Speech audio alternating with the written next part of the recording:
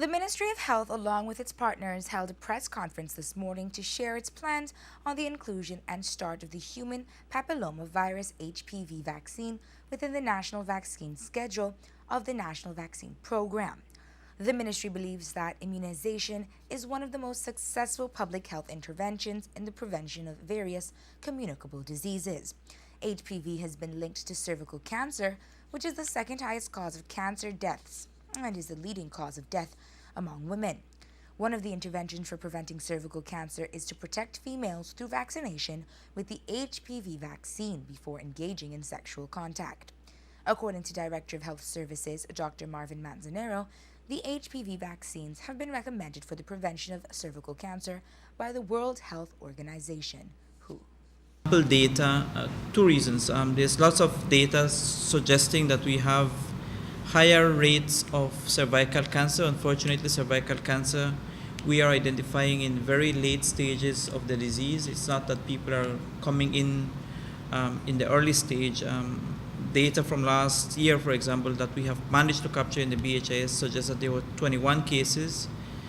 13 patients died as a result of cervical cancer last year. These are all preventable diseases. HPV is one such preventative measure that we can implement to try to curtail the number of cervical cancer cases. This is about females, and even though we won't really be addressing the male situation, HPV, the human papillomavirus, has also been linked to some oral cancers in males, been linked to anal cancers and penile cancers. They are not that frequent, but that's something that I think we also need to be aware of. So in the introduction, I know there's been lots of deliberation, there's been lots of internal discussion as to how we are going to go about implementing and who are we going to vaccinate. I mean, it has a cost, we'll tell you the cost. So we had to choose a cohort as to who we're going to choose, because the WHO suggests that we should be vaccinating girls between 9 to 13 years. That's before they start to have sexual life. But we had to establish a cohort as we are introducing this, and based on the attendance rate that we have from schools, which is where most of the girls at this age group are, the standard 4 classrooms are the ones that are being selected to be part of this first initial phase, and that's an estimated 4,400 girls across Belize. This of course doesn't include the this data that SIB has in terms of the amount of girls that are between 9 to 13 years. So the vaccination schedule is going to be rolled out over the next couple of weeks. It's 2 doses that will be given, 1 initial dose, and the patient has to come back 6 months later to get a second dose. It is an intramuscular injection, just like the tetanus shot. There will be an effort also to get to the out-of-school girls that are not just in high school setting.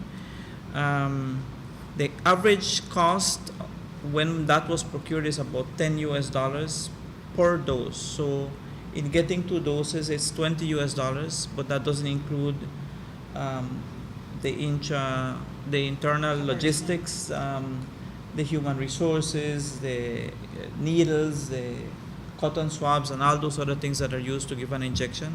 So on average, every full dose, the two doses is going to cost $40 Belize plus all the other costs as they come along. Cabinet has approved the Social Security Board to make available $266,000 to the Ministry of Health to carry out the vaccination process. President of the Belize Cancer Society, Laura Longsworth, explained that the initiative is looking to prevent an increase of HPV infections whilst reducing the number of cervical cancer patients.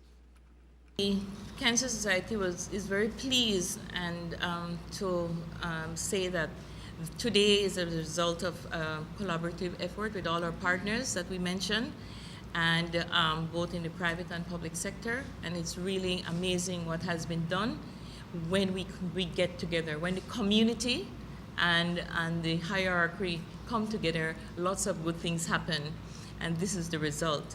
We were able to establish a cervical cancer committee, and that has yielded great results. We now have a comprehensive prevention and control plan for cervical cancer, And we are able to look at all along the continuum, today being that the beginning in terms of the HPV vaccine, which is absolutely prevention, part of it.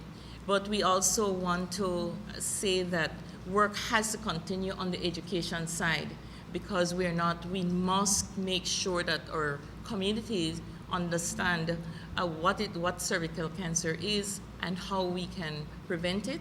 And it comes a lot with giving our young people, our children, the right information. It comes with giving our adults the right information. And so the public campaign must continue. Consultations will be held this month, after which the vaccine will be administered. The vaccines will be procured from the PAHO, the Pan American Health Organization. Consent forms will be issued out to parents who will make the decision if they want their daughters to receive this vaccine or not.